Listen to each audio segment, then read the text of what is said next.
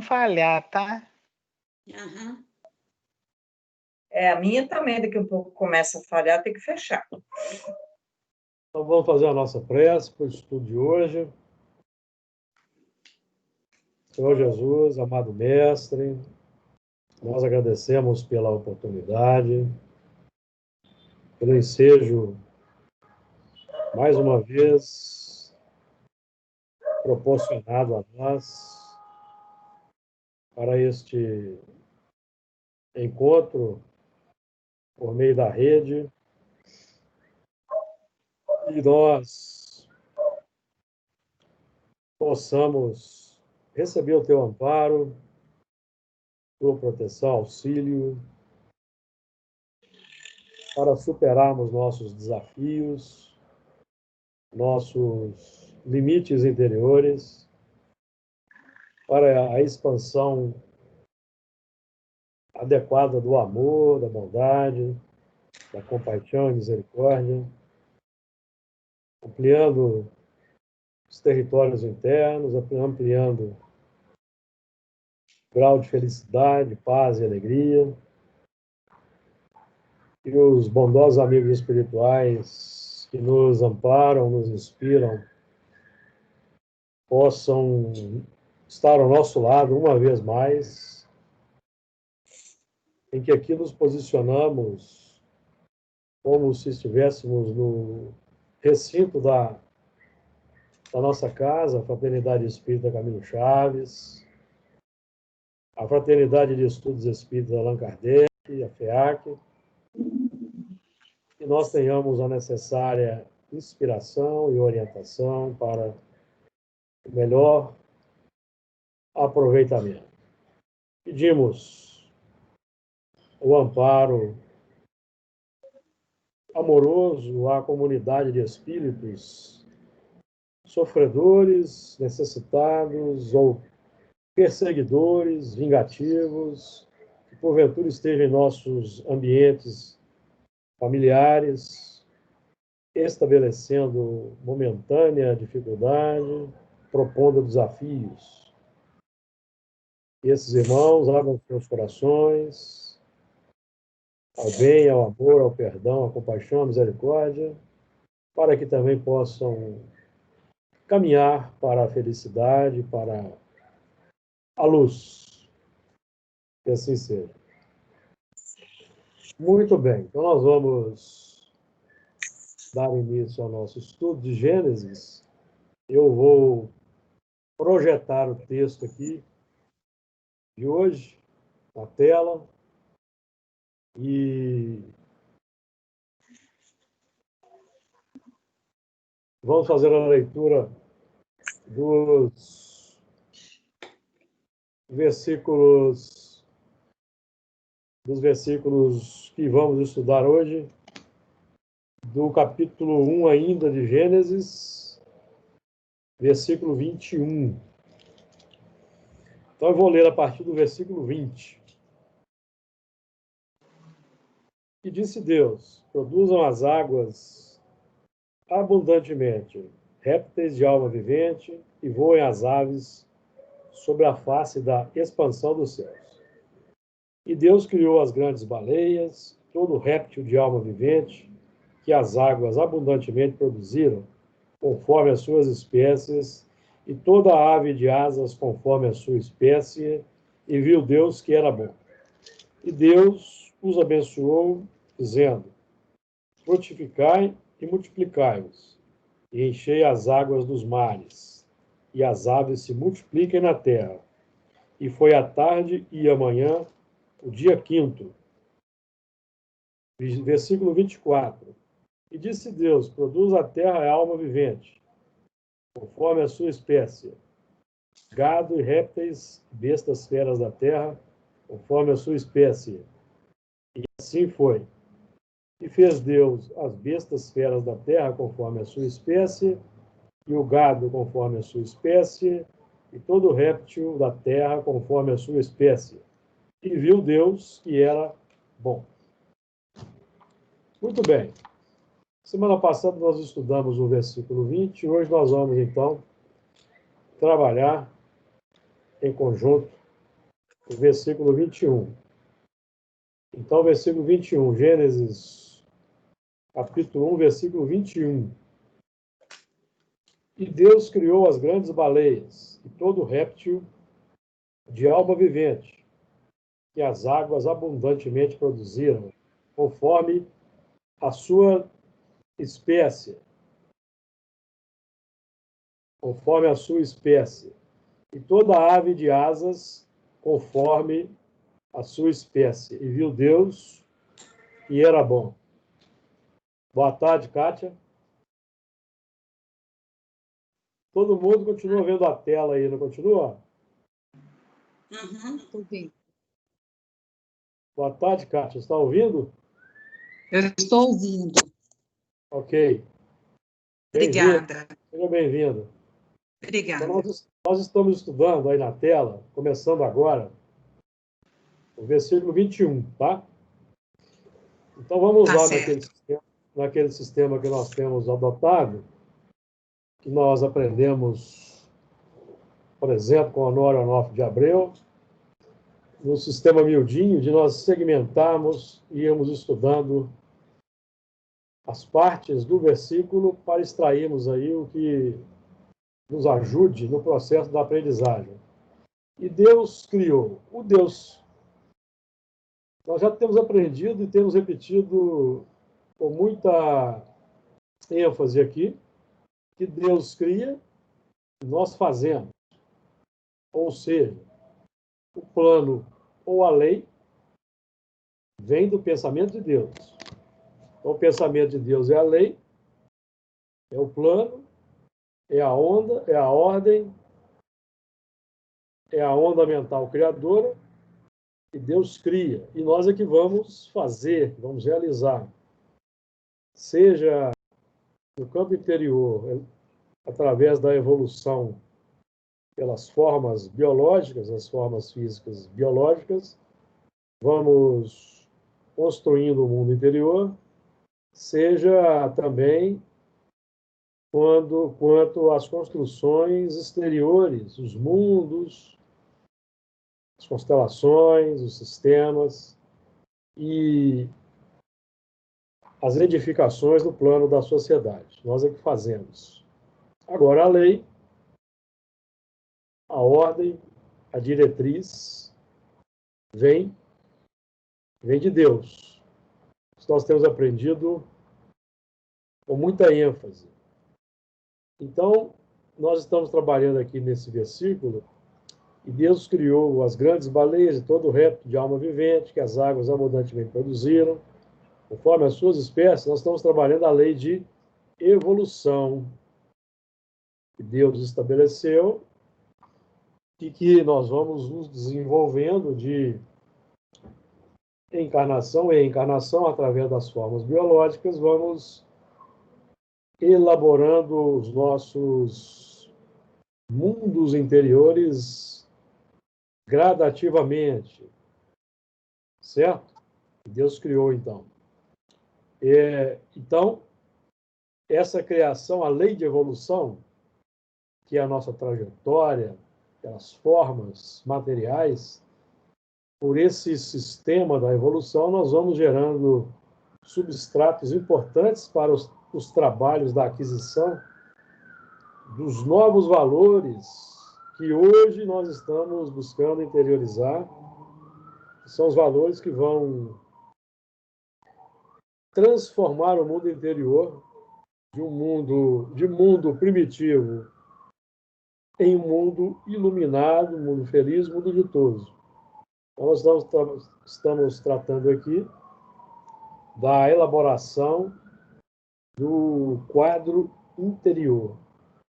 Hoje, presentemente, no plano atual que nós nos encontramos, estamos buscando desenvolver a nossa capacidade luminosa, capacidade interior de assimilação e de exteriorização da luz, visando a angelitude, que é a meta, na busca dessa humanização.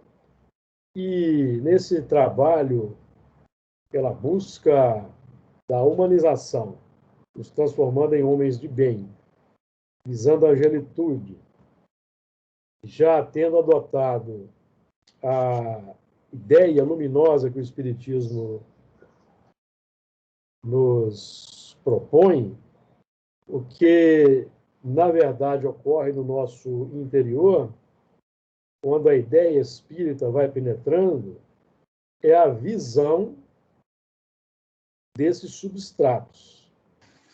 É o entendimento desses valores, dos valores já sedimentados pelas repetições multimilenares ao longo da evolução pelos reinos que antecedem ao reino humano, e também já contando nós com milhões de anos ou até bilhões de anos de experiências nas formas biológicas humanas. Então, hoje, o conhecimento espírita, o conhecimento evangélico, projeta a luz para a visualização desses componentes internos, tá? Que estão aí simbolizados nos répteis, nas aves, nas espécies. De acordo, pessoal? Alguém quer trazer algum comentário?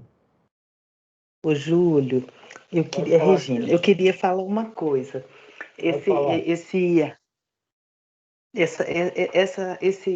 Esse versículo, né, fala da evolução das espécies também, não é?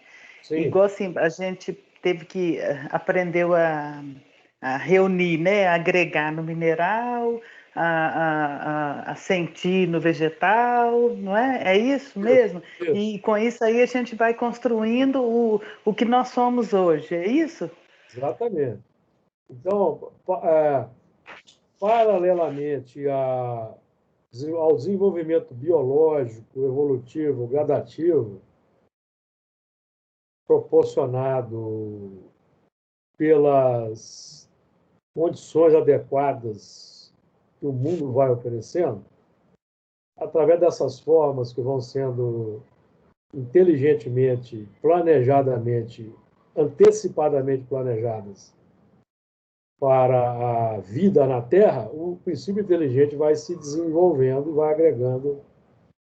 vai agregando componentes interiores, que nós conhecemos como os instintos. Então, os instintos, aprendemos no Evangelho segundo o Espiritismo, e eu repito sempre aqui, os instintos são embriões dos sentimentos. Certo? Os instintos, então, representam a primeira etapa, a primeira fase, a base, o alicerce, e esses instintos depois serão transformados nas virtudes, porque o substrato é o mesmo. Os instintos foram desenvolvidos por meio das formas, pela repetição multimilenar incansável, em que nós vamos, pela curiosidade, pela fome, pelo medo, pela busca do melhor, nós vamos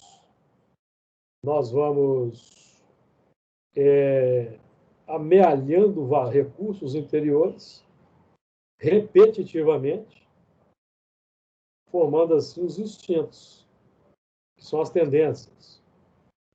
Então, uma espécie, quando um filhote nasce numa determinada espécie, ele está em processo de recapitulação.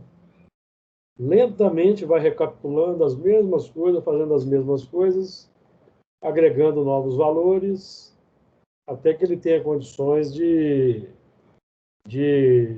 começar a evoluir numa espécie que já vai trazer componentes novos, proporcionar novas condições. Então, esses recursos permanecem na intimidade, vão sendo memorizados, arquivados, no nosso campo subconsciente, que é a sede dos impulsos automáticos, que são as ferramentas da evolução, as tendências, tá?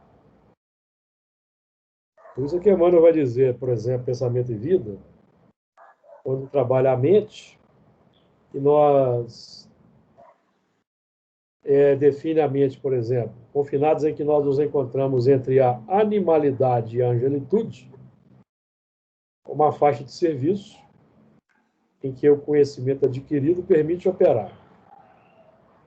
Então, a mente, o nosso hoje, é uma faixa estreita de serviço, está confinada entre o passado, a animalidade, de onde emergem os reflexos, as tendências, e contrapondo-se de forma positiva a angelitude, de onde nós captamos as inspirações, as orientações para novas realizações. Por isso é que nós lutamos presentemente ainda com tendências complexas do passado, embora já tenhamos os ideais, enobrecedores adotados já, mas eles ainda são esboços, digamos assim, a serem implementados no plano do cotidiano, que é onde se encontra o desafio, certo? No lar, no trabalho, na via pública, na casa espírita, no ambiente social, em que o contato social representa o desafio. Todos nós não precisamos aqui nem descer a minúcias quanto a esses desafios do lar, do trabalho, etc., porque todos nós conhecemos bem.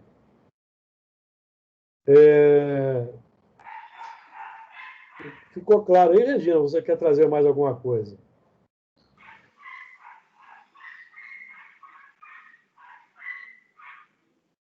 Ai, agora que eu consegui ativar meu microfone. Ô, Júlio, certo. e assim, Deus não age na natureza, né? Nós é Não. que somos os co-criadores até nisso, é isso mesmo? Tá certo? Tá correto esse raciocínio? Co-criadores sempre. Mas até por isso, né? Até porque ele não age na matéria, né? E a gente é que tem que, como criaturas, né? A gente ajuda nisso, não é? Ou não? Sim, Deus não exerce ação direta na matéria. Isso. Questão 536b. Não exerce. E quando a gente vai, tipo assim, quando tem a concepção que o feto vai crescendo, ele vai passar por todas essas fases que a gente já teve até aqui. Isso é verdade? Eu já ouvi falar isso. Sim, André Luiz É isso que você falou aí, né? André Luiz trata disso no Evolução em Dois Mundos. O perispírito vai recapitulando de forma sintética o progresso feito e termina, evidentemente, na espécie em que ele se encontra. Então, ele começa do unicelular, e vai se desenvolvendo pelos processos, né? A célula-ovo, mitose, meiose, todos esses processos aí que nós conhecemos. Segundo plano que está, que é o perispírito representa o plano, o projeto, em que Kardec trata disso na Gênese. O perispírito vai associando molécula a molécula, átomo por átomo, molécula a molécula, os componentes que vão formando o corpo físico. Está na Gênese. Na Gênese, eu não vou me recordar aqui o capítulo, mas é o que trata dos fluidos, do perispírito. Isso aí depois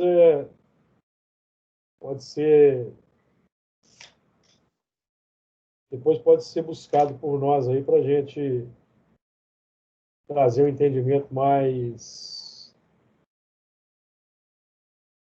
ampliado, tá? Mas o processo é molécula a molécula. Eles vai agregando molécula a molécula e na desencarnação ocorre o mesmo processo, a desagregação molécula por molécula. Diga, Regina.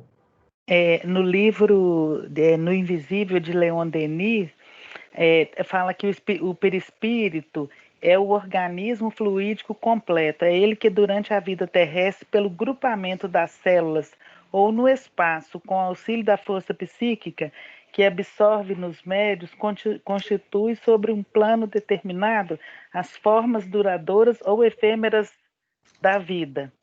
Sim. É ele o corpo, e não o corpo material, que representa o tipo primordial e persistente da forma humana. Seria isso que você está falando, então? Sim. O perispírito traz a planificação, né? Segundo a lei de hereditariedade. Então, ele vai se ajustar às leis da hereditariedade biológica, tá?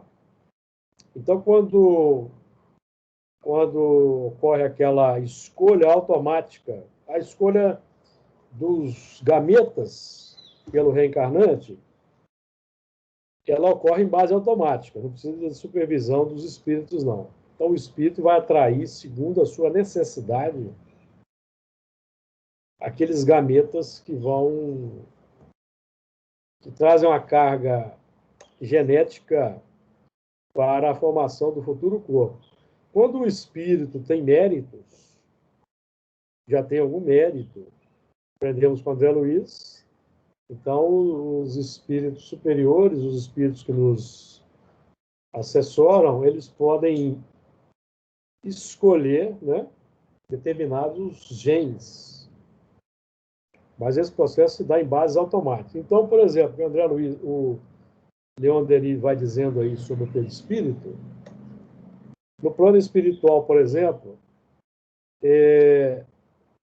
os espíritos que ainda não estão numa fase humana bem desenvolvida e não têm condições ainda de manter uma vida plena no plano espiritual, no intervalo entre duas existências, porque ainda não têm os recursos necessários, eles reencarnam rápido.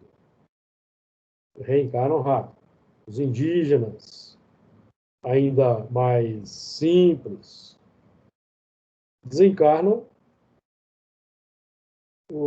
permanece ali junto da tribo. Depois de um certo tempo, o perispírito recai para a forma ovoide. E eles vão se ajustar, pelo que nós temos aprendido, ao ventre das mães. E ali ficam em estágio de hibernação, vamos dizer assim, até que haja uma fecundação.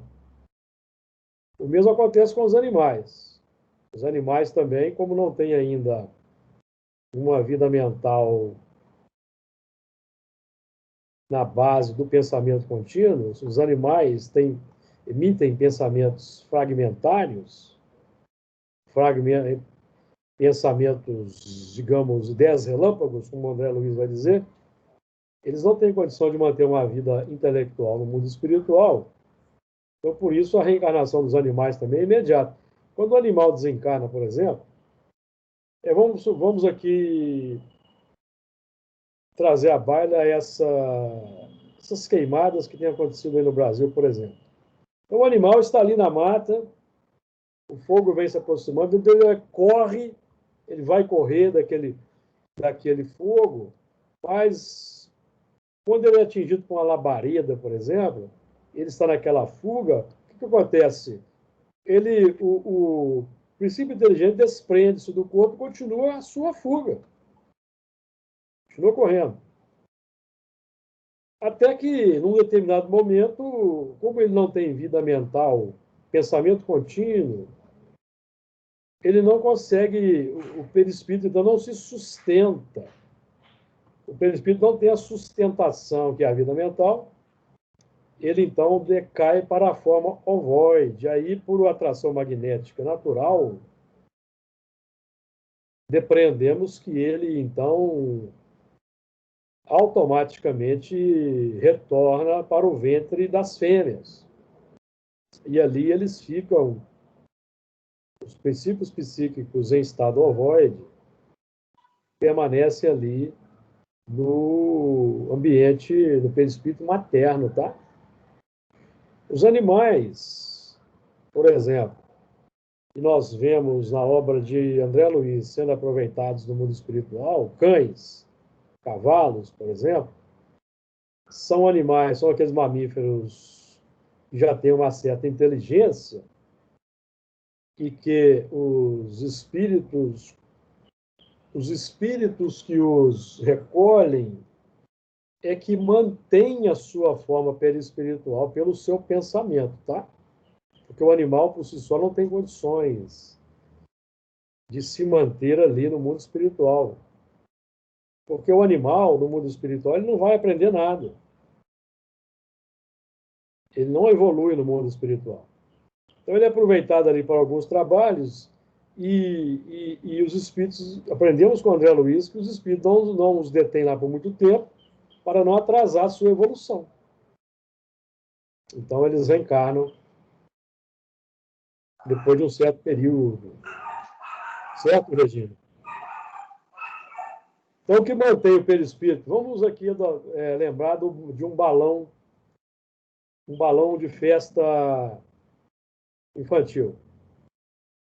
Quando nós compramos lá um balão para encher, o balão está vazio, certo? Murchinho. Vamos soprando, ele vai enchendo. Então, o perispírito, podemos fazer uma comparação com o perispírito. Tá? O que enche o perispírito e dá condições dele ter vida no mundo espiritual é o pensamento contínuo, vida mental. O ser humano já numa fase mais adiantada da evolução intelecto-moral, em que ele já tem condições de manter-se no mundo espiritual, certo? Porque os homens mais simples, os homens que ainda estão na faixa mais infantil, não permanecem muito tempo no mundo espiritual, porque eles não vão conseguir aproveitar esse período, viu? Porque eles faltam ainda os recursos. Eles faltam os recursos, tá? Deu uma ideia? Ô, Júlio, que interessante. Eu ficava tentando imaginar, eu nunca consegui concatenar esse pensamento que você trouxe, mesmo lendo, mesmo estudando. Mas, olha, o pensamento é que mantém a linguagem no mundo espiritual é o pensamento, né? Então, o pensamento é que vai dar vida para a gente, né? E vai ajudar o perispírito a manter essa forma, então. Muito interessante. Exatamente. Essa ideia eu aprendi nesse estudo de Gênesis do Honório. O Honório é que trouxe essa ideia. Obviamente, tem coisas que ainda não estão na literatura. Tem coisas que os espíritos ainda não disseram, mas é perfeitamente compreensível que seja assim, dessa forma. Porque um espírito que ainda não detenha a capacidade de pensar continuamente, ele não tem o que fazer no mundo espiritual, no intervalo entre duas existências. E o que ele vai fazer ali? Ele não consegue manter a forma perispirítica. Faltam elementos, a vida mental, que vai dar expansão ao perispírito. Então, ele retorna para a reencarnação de forma rápida, porque aqui nos embates, os impactos das existências sucessivas, que ele vai desenvolvendo o seu próprio perispírito, com as ideias relâmpagos, os lampejos de inteligência, gradativamente vai se desenvolvendo. E Deus criou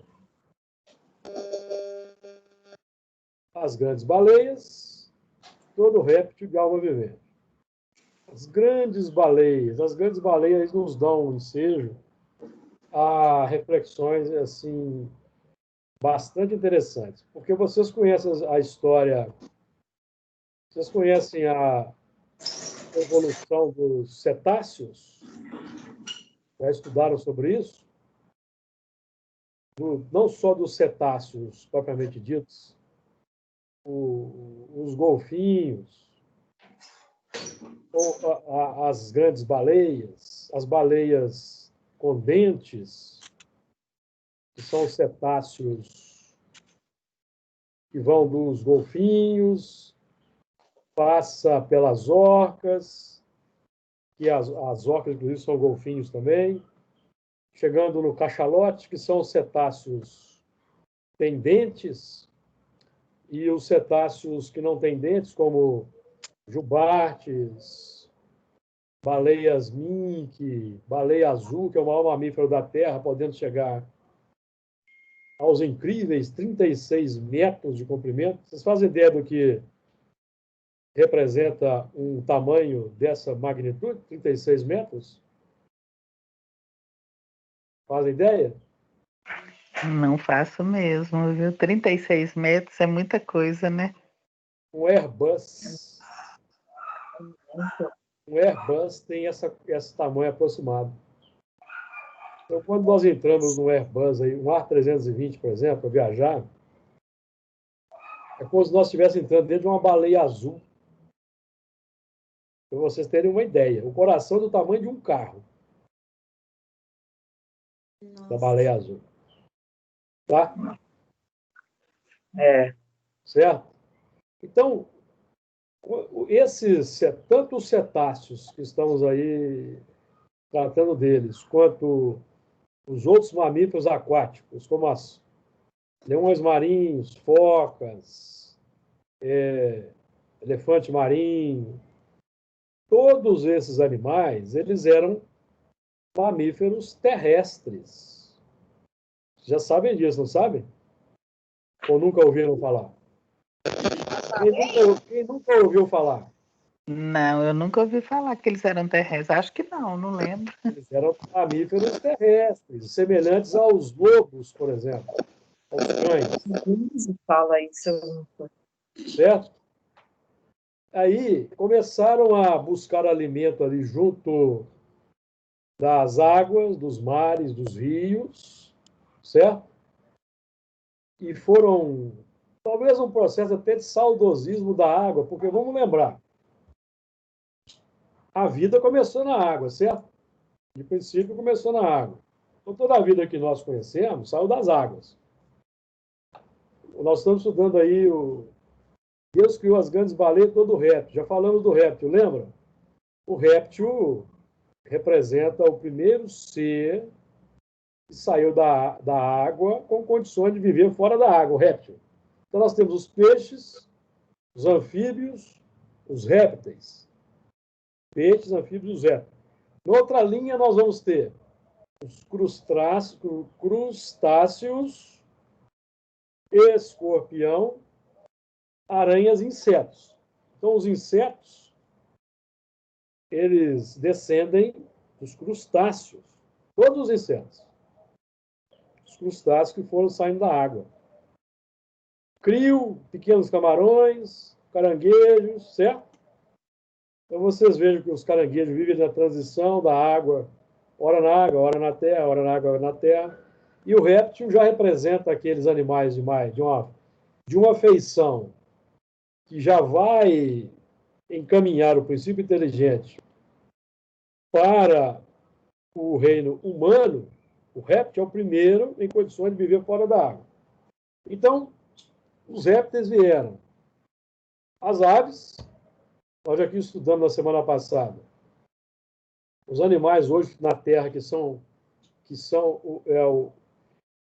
a transição mais antiga entre os répteis e as aves, que são os monotremados que vivem na Austrália, ornitorrinco, equidna, certo?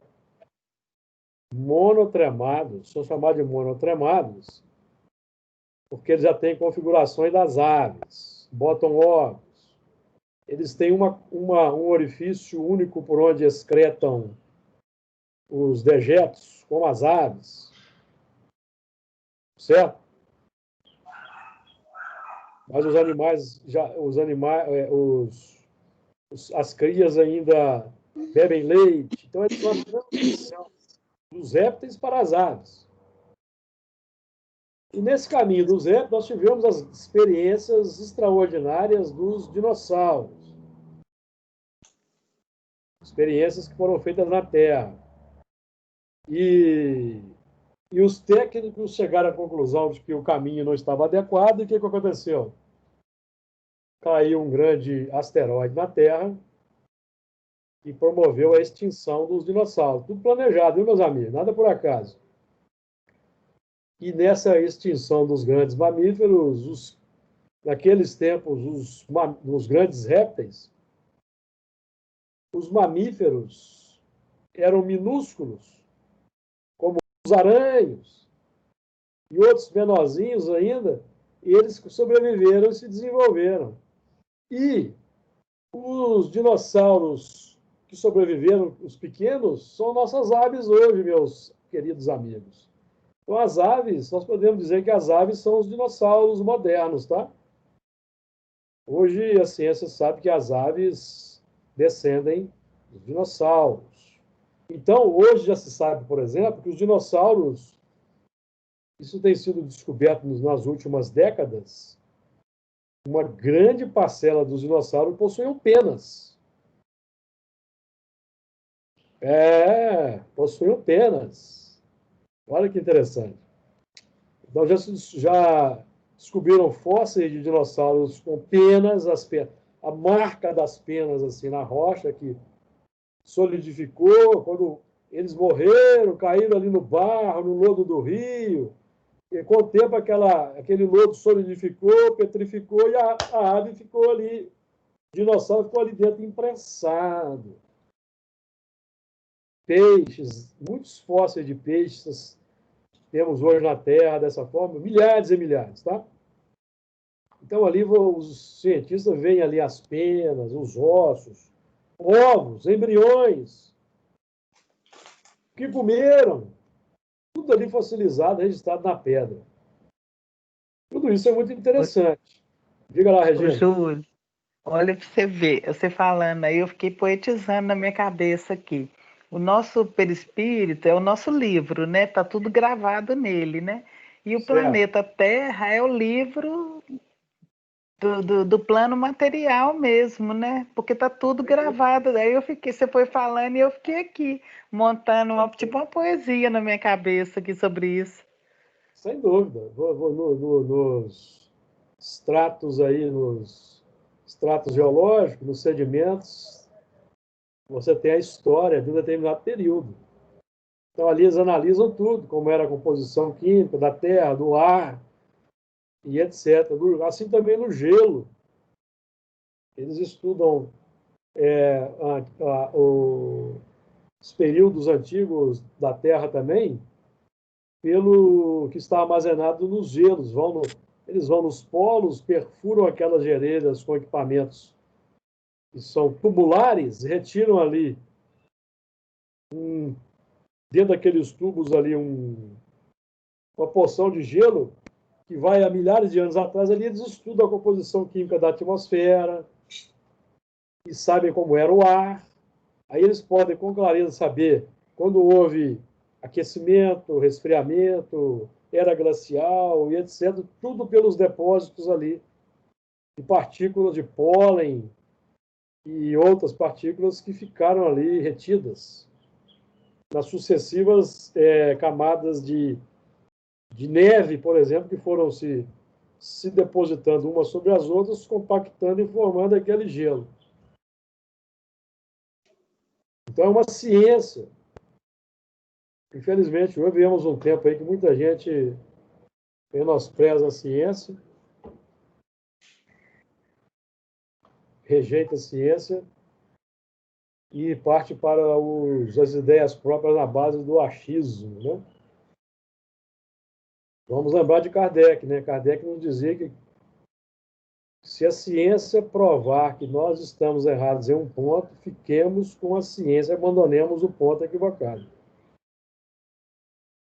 Hoje nós estamos vendo uma inversão desses valores até mesmo no movimento espírita, onde não mais se faz uma pesquisa mediúnica, não se faz mais controle universal do ensino dos espíritos, por meio de diversos médiums. Os médiums psicografam, não passam suas obras pelo crivo da razão e do bom senso. Eles mesmos editam e vendem, porque eles vão aí ganhando dinheiro com isso. E nós vamos aí recolhendo verdadeiras aberrações no campo da mediunidade aí hoje em dia. Certo, meus amigos? Ô, Júlio, Comentários aí, Regina? você viu ontem no chat do estudo que o Beto fez ontem com o Vinícius Não. Lara?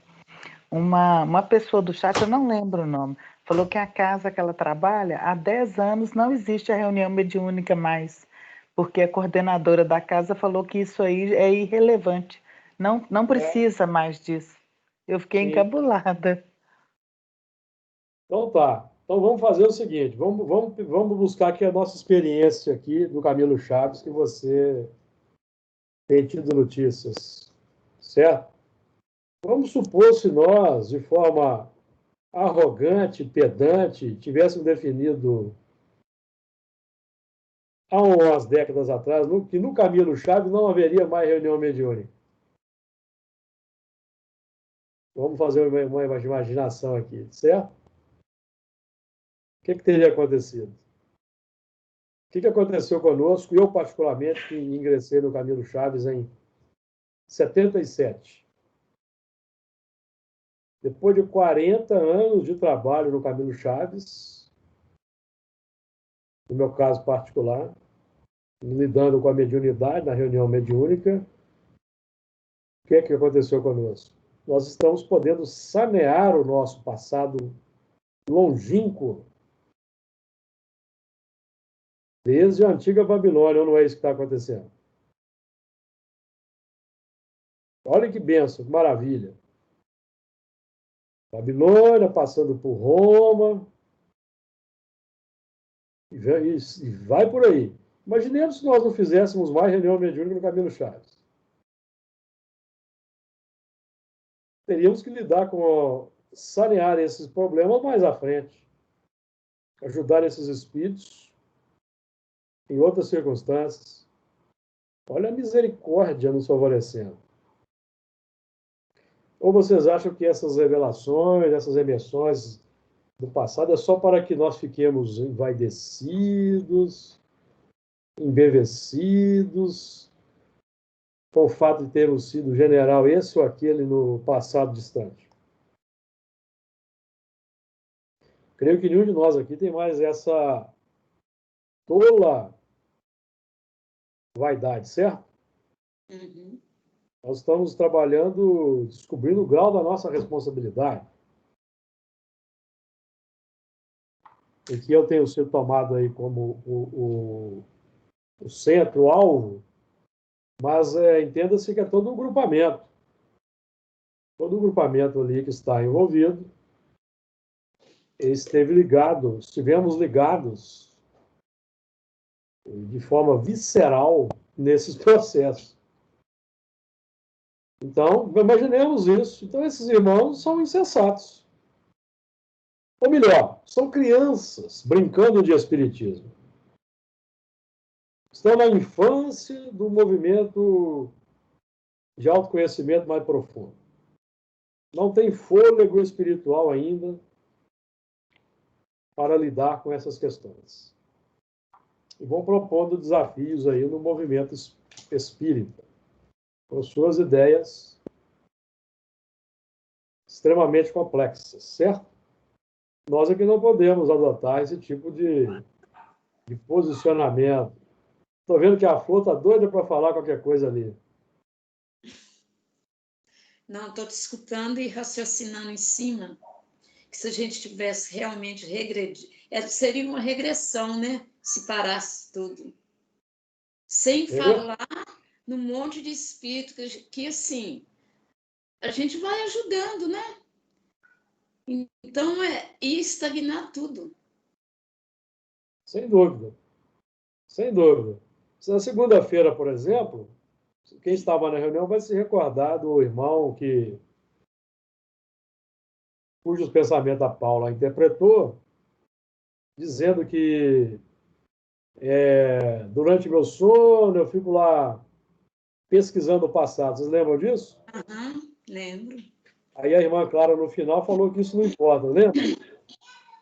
Exatamente. Porque é um movimento natural. Movimento natural. Não tem como fugir do passado. É. Não tem como. Isso acontece porque chegou a hora. Chegou a hora disso acontecer. É como cortar tudo isso, parar tudo. Nossa Senhora, né? Não, imaginemos. Não é? Então, esses irmãos, estamos tendo a oportunidade de espiritualmente abraçar esses irmãos, companheiros de, particularmente aí nesse caso, das legiões romanas, com os quais lutamos contra ou em conjunto, contra um outro objetivo. Para muitos fomos instrumentos de justiça, para outros nós, com exemplos, nós incentivamos determinadas práticas, tudo na pauta do contato social, como misericórdia, como instrumento da justiça. Disso nenhum de nós pode fugir. E é um movimento natural, perfeitamente compreensível, e de cujo movimento nenhum de nós deve ter medo do que aconteça. Mesmo porque eles acontecem de forma invisível, sem que saibamos. Nós estamos tendo conhecimento, consciência. Consciência que vai se abrindo vagarosamente para nós, e quando chegarmos no mundo espiritual, nós então podemos avançar muito em determinadas áreas. Porque a mente vai se abrindo. Então, nós demos uma volta enorme aqui. Então, essas grandes baleias, aqui nesse grupamento de grandes baleias, nós podemos incluir todos os cetáceos, dos golfinhos às grandes baleias, propriamente ditas, e também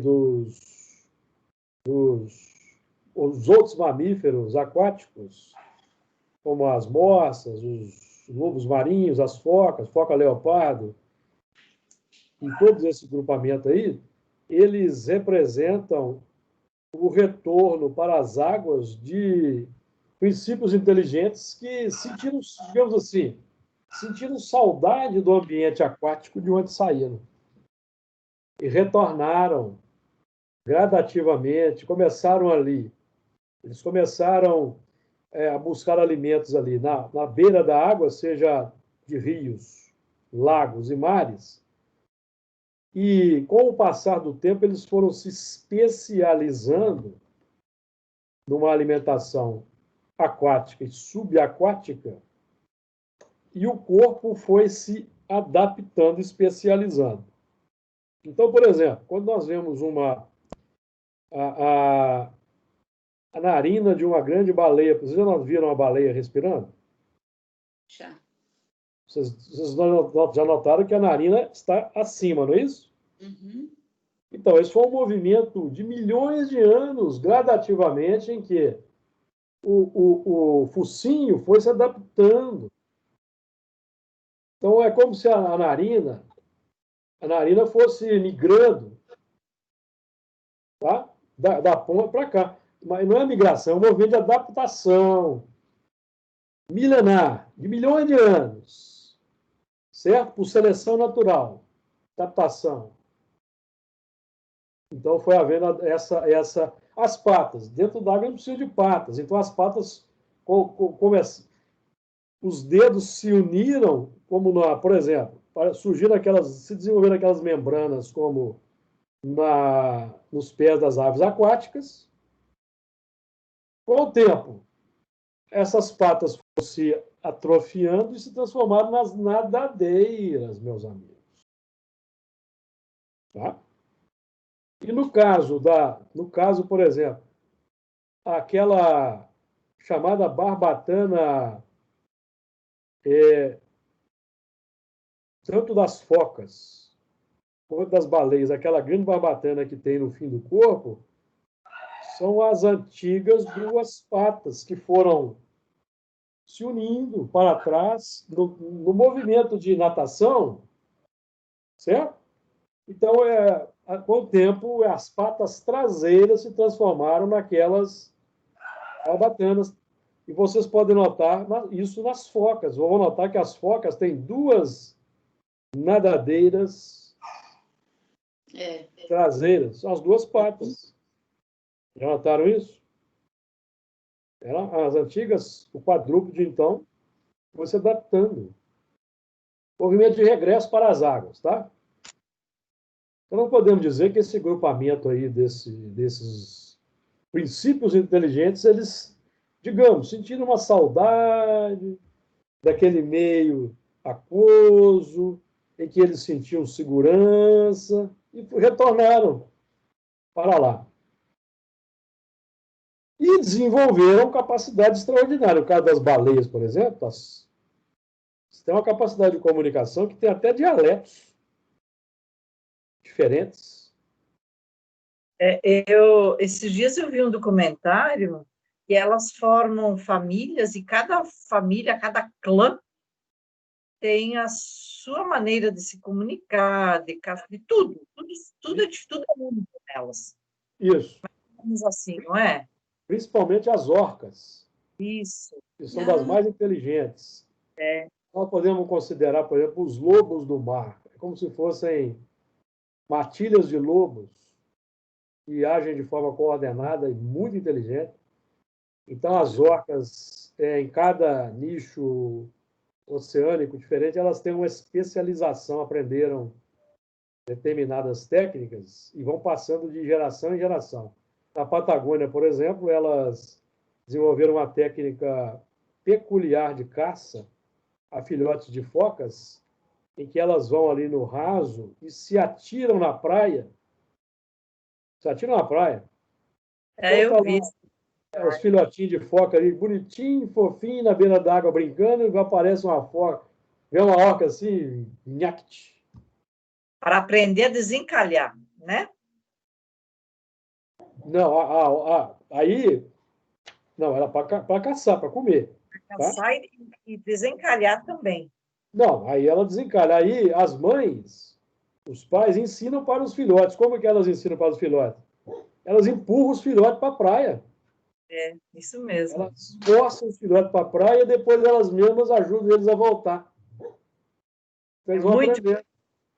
Elas estão num estágio evolutivo, assim... Elas estão num estágio evolutivo diferente, né, Júlio? Eles estão na fase, assim, vamos dizer, em tese, prontos para ingressar no reino humano, mas não é no reino humano atual nosso, não. Lá nos primeiros esses princípios inteligentes vão estagiar no grupo dos símios, dos macacos, dos chimpanzés, dos gorilas, dos orangotangos. Bom, aí, depois vão passar para os hominídeos, o que não ocorre mais na Terra. A Terra não tem mais hominídeo. Então, esses princípios inteligentes irão para outros mundos, onde haja hominídeos nas primeiras fases, certo? Porque a natureza não dá saltos, meus amigos.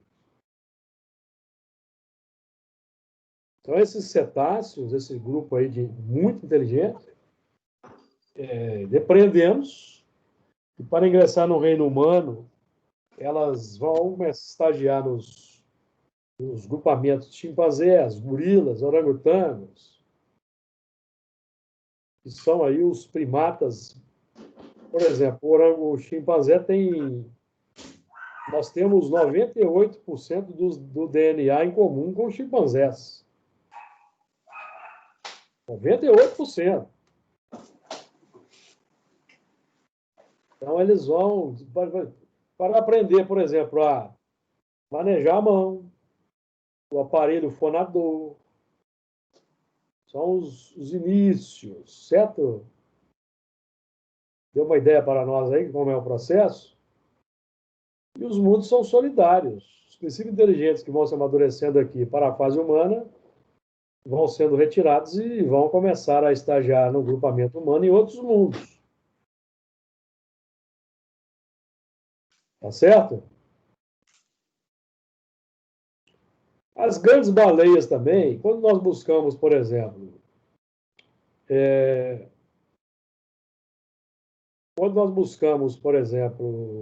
estudos mais aprofundados sobre esses símbolos, nós vamos nos deparar, por exemplo, com o livro de Jonas.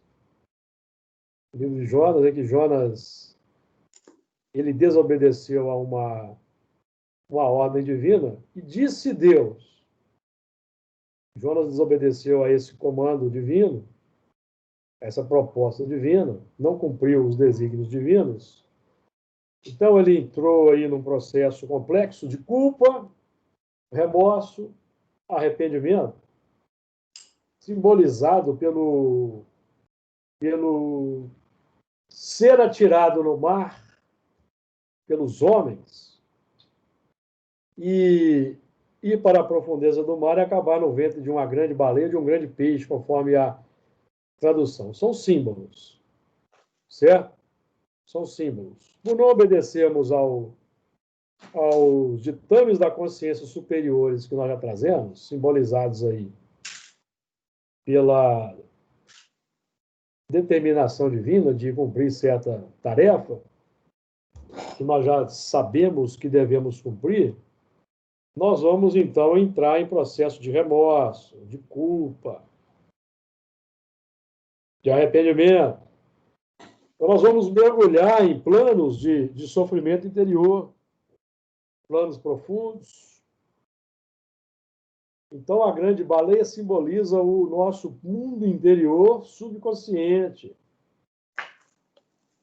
para onde decaímos nesses processos de culpa, remorso e arrependimento,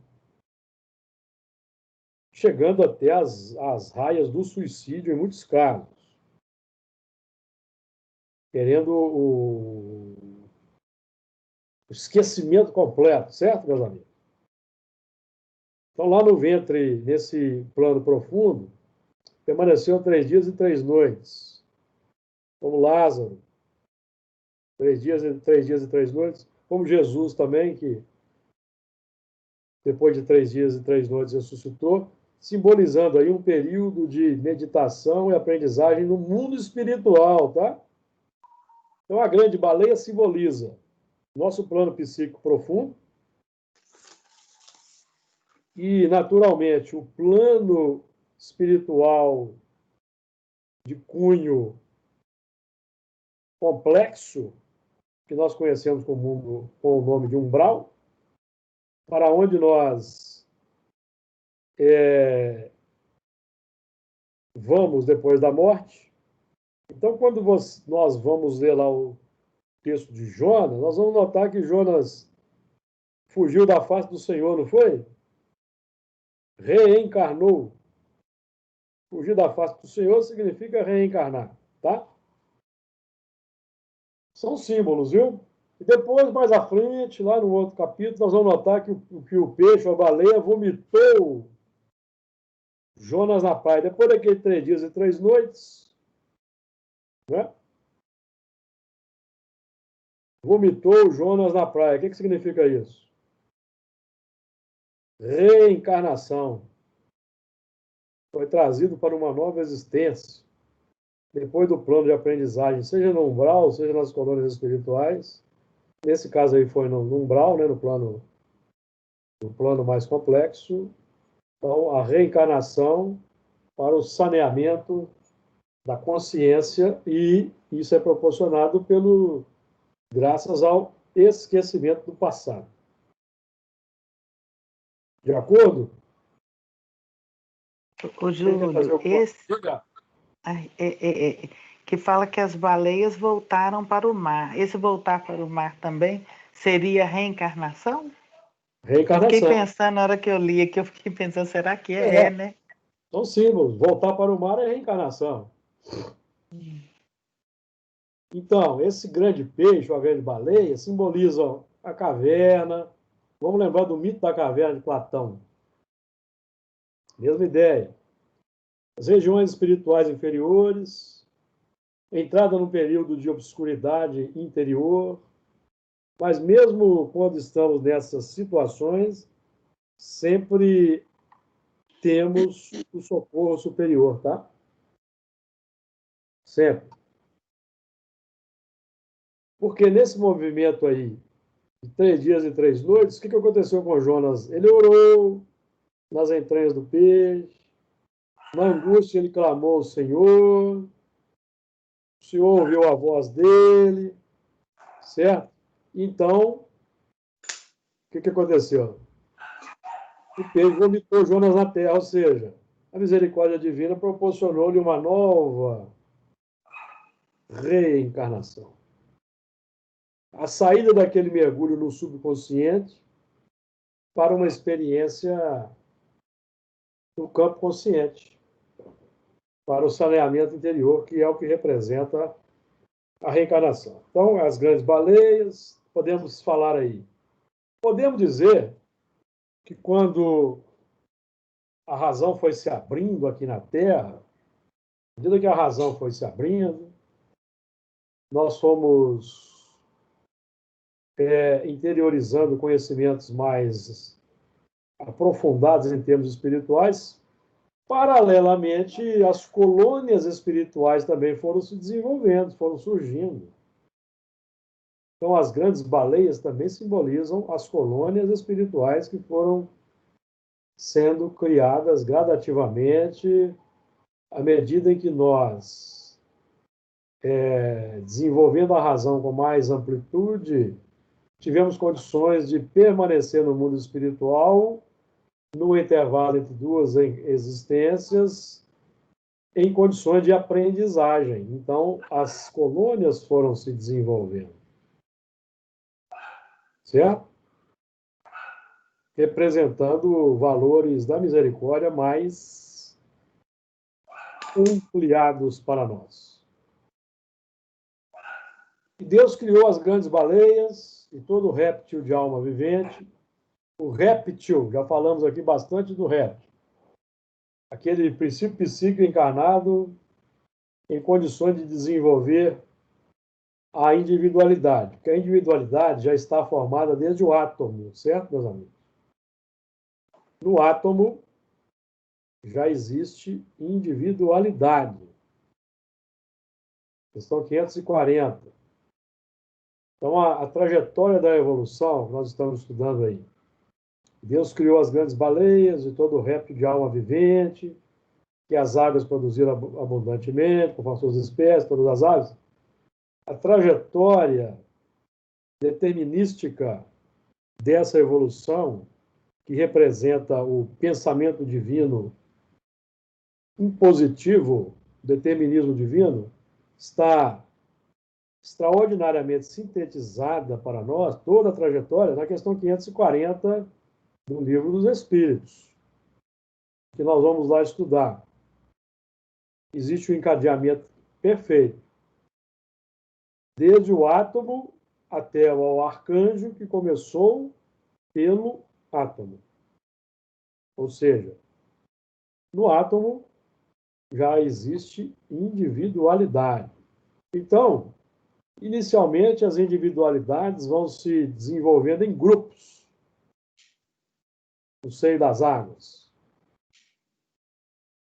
em grande parte, mas já com lampejos de uma certa autonomia, quando nós vamos vendo, por exemplo, espécies, mesmo no plano oceânico, dos peixes, espécies que já vivem de forma mais autônoma, como tubarões, crustáceos, que vivem ali de forma individual, os cefalópodes, que também são animais muito interessantes, que são as lulas, as sépias, os polvos, chamados de cefalópodes. Por que eles são chamados de cefalópodes? Porque uma tradução livre do termo cefalópode é cabeça que tem pés. Porque eles têm uma cabeça e os tentáculos. Então, cefalópode. Falando de forma simples, tá? São animais também muito inteligentes. Muito inteligentes. Os polvos, as lulas. Uma capacidade de inteligência muito grande. Então, nós temos aí diversas elaborações biológicas que vão dando condições aos princípios inteligentes, em diversos estágios de desenvolvimento, irem se expressando, se autoafirmando. Se autoafirmando. Mas, no seio das águas, não é possível uma autoafirmação mais plena. Essa autoafirmação mais plena, em termos de evolução espiritual, vai ocorrendo em solo firme, a terra seca. Certo? É por isso que aí nós vamos encontrar condições climáticas mais desafiadoras. No seio das águas, nós não temos existe, vamos colocar assim, no seio das águas, dos oceanos, existe uma certa homogeneidade de temperatura, por exemplo. Por exemplo, os peixes que vivem numa certa profundidade, em função de uma certa temperatura. Se ocorre uma variação de temperatura aí, eles sobem um pouco ou eles descem um pouco, ali naquelas condições. Agora, na terra seca, os indivíduos já contam com maiores desafios, quais sejam chuva, seca, tempestade, queimadas, né? Queimadas naturais.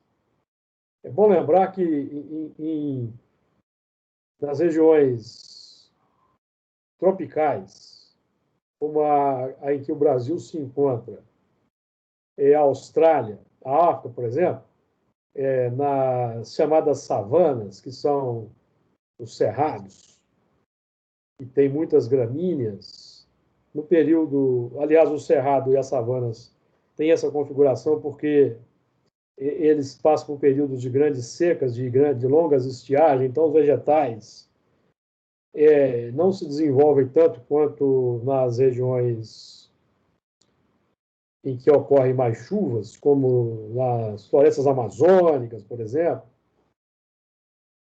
Então, nessas regiões, sempre ocorreram incêndios naturais por causa da alta temperatura, da formação de vegetal seco, a presença de cristais de quartzo, por exemplo, que funcionam como lentes. E os raios solares, então, são aumentados, concentrados, e então ocorrem os incêndios naturais nessas regiões, como na Califórnia e no Brasil, porque o incêndio favorece o desenvolvimento mais rápido dos vegetais, meus amigos. A eclosão de sementes. Agora, o que tem acontecido ultimamente, e de muito tempo para cá, é que o homem tem potencializado toda essa capacidade com as queimadas que o homem provoca, sem escrúpulos, sem piedade, sem consideração para com a preservação dos recursos vegetais, porque a água que nós bebemos depende das florestas, que mantém o ciclo das águas, mantém as nascentes em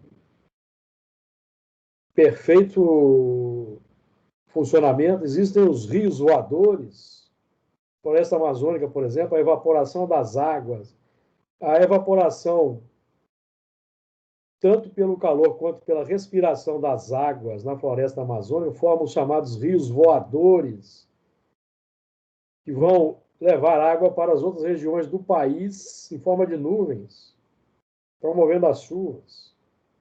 Então, quando se impiedosamente, sem escrúpulos,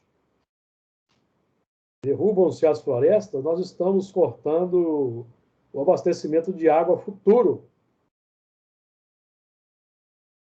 Nós já estamos colhendo resultados de estiagem mais prolongada, assim como de tempestades mais violentas. Que são os impactos que a humanidade vai sofrer, com os quais vai lidar, porque nós aprendemos no Livro dos Espíritos, é preciso que o mal chegue ao excesso para que a gente aprenda a desgostar do mal e mude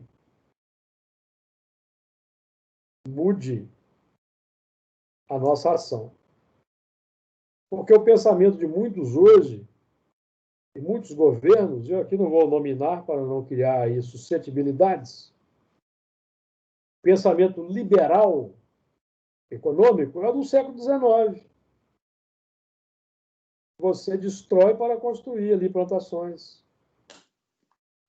Século XIX, pensamento liberal, neoliberal, tem vigorado na economia do Brasil já de muitas décadas, vem impondo desafios grandes. E eu vou repetir aqui o que eu disse no estudo.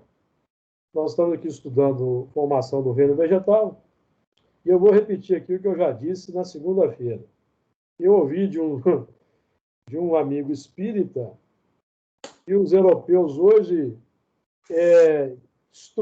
os europeus destruíram as suas florestas e querem impedir o Brasil de se desenvolver. Primeiro que não precisamos destruir para nos desenvolver. É possível o desenvolvimento sustentável, certo? Tem muitas comunidades aí no Brasil dando exemplo disso.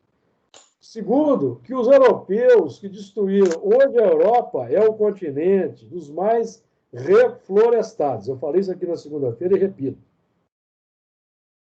As florestas têm aumentado na Europa. Existe um grande movimento de reflorestamento. Né? Vocês não veem aqui notícias que estão fazendo queimadas na Europa. Alguém já viu aí? Queimadas, como se faz aqui no Brasil para plantio, na Europa não faz. Ali na Espanha e em Portugal, nós temos as mesmas condições de clima que favorecem o incêndio espontâneo. Ali no sul da Espanha e em Portugal. Certo?